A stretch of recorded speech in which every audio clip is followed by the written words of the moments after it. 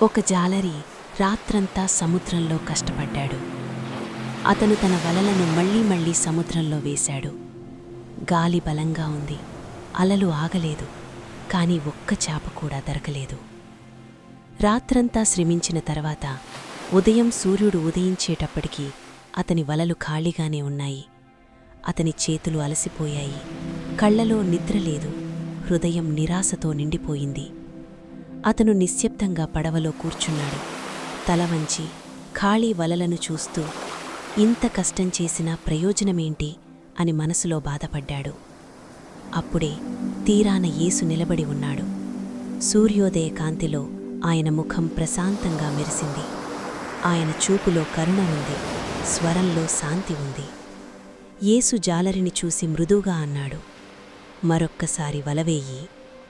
జాలరి అలసిపోయాడు. రాత్రంతా ప్రయత్నించి విఫలమయ్యాడు. అయినా యేసు మాటలో ఏదో విశ్వాసం ఉంది. అతను మళ్లీ వల సముద్రంలో వేశాడు. కొన్ని క్షణాల తర్వాత వల బరువెక్కింది. అతను ఆశ్చర్యంతో లాగడం ప్రారంభించాడు. ఈసారి వల ఖాళీగా లేదు, చేపలతో నిండిపోయింది. ఎంత లాగినా ఆగలేదు. వల నిండిపోయింది, పడవ నిండిపోయింది. అతని హృదయం ఆశ్చర్యంతో నిండిపోయింది. జాలరి కళ్లలో నీళ్లు వచ్చాయి. అతను పడవ నుంచి దిగిపోయి యేసు ఎదుట మోకాళ్లపై కూర్చున్నాడు.